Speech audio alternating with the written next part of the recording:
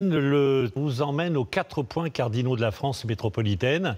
Après la pointe de Corsen le plus à l'ouest du pays, et Lauterbourg, le village le plus à l'est, direction le sud, aux portes de l'Espagne, dans les Pyrénées-Orientales, à La Manère, au cœur des montagnes. Aurélie Herel, Emma Lonzo et Lucas Barbier. Allez, on n'est pas loin, on arrive.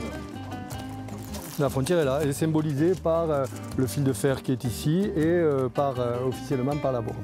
Je suis en France et nos collègues qui sont de l'autre côté, eux, sont en Espagne. Cette extrémité sud n'est pas une fin, mais une porte vers le pays voisin. Là, en fait, nous balisons le point le plus au sud. C'est une partie qui n'a pas été faite. Suivons ces bénévoles sur le chemin le plus méridional qui serpente entre France et Espagne.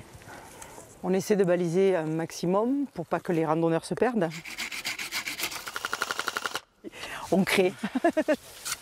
Les chemins, on les a cherchés.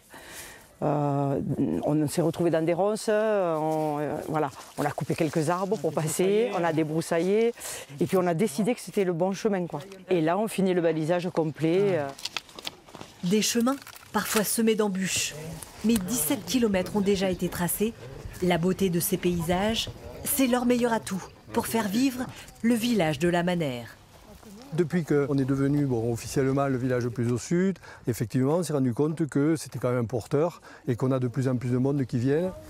Pour que le village soit connu, il faut qu'on propose des randonnées et donc chaque année, on essaye d'ouvrir des nouveaux chemins de randonnée. Parmi ces sentiers, celui des contrebandiers. Jusqu'au siècle dernier, au village, tous les habitants l'étaient un peu. Les gens ont essayé d'améliorer leur ordinaire en passant ce qui leur manquait, surtout de nuit, et à dos d'homme ou à dos mulets. Selon les besoins, nourriture, vêtements ou même pneus de camion dans les années 30 traversaient la frontière au clair de lune avant d'être récupérés de l'autre côté. Des gens, ils se connaissaient tous de l'autre côté. Il y avait de la famille, des amis, et puis ils n'avaient pas l'impression de vivre dans deux pays différents. Ils se mariaient entre eux, donc ils faisaient des fêtes entre eux. Aujourd'hui encore, les habitants entretiennent des liens forts et les échanges, tout à fait légaux, se poursuivent. Là, j'ai fait venir ce foin d'Espagne parce qu'en France, il me coûte beaucoup plus cher. En France, il doit venir de loin. Pour nous, c'est plus près l'Espagne. Ce matin-là, chez cet éleveur de vaches au brac, une surprise nous attend. Le veau, il vient juste de naître, il y a un quart d'heure.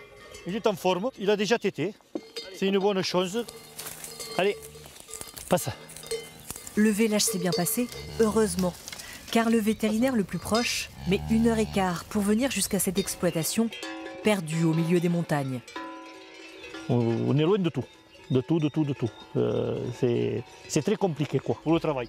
On a un tracteur en panne pour descendre à Perpignan, descendre, remonter, c'est la moitié de la journée quoi. On est au bout du monde. Un bout du monde qui suscite des envies de défis sportifs. Axel Ferrard s'est entraîné dur ici chez lui en Normandie pour relier à 2 reprises le village le plus au nord au village le plus au sud. D'abord à pied en 25 jours. Il nous reste 9 étapes avec celle-ci, donc on avance bien. Puis à vélo l'année dernière, en 15 jours. Ça m'intéressait de connaître la ville la plus au nord, donc qui est Brédune à côté de Dunkerque, et la ville la plus au sud, donc la Manère en dessous de Perpignan, et puis d'aller de créer un parcours sportif à travers la France pour aller observer tous les paysages français. Parfois on s'arrête parce que c'est beau quelque part, on mange, on prend notre temps, le but c'est pas d'aller le plus vite possible. C'est une journée de 120 km, je partais dormir en hamac dans la nature, c'est vraiment aussi ce côté-là qui était vraiment intéressant pour moi, le dépassement de soi. Il se souvient avec émotion de son arrivée à La Manère. J'étais hyper bien accueilli, les gens étaient hyper sympathiques et puis je suis toujours en contact avec eux.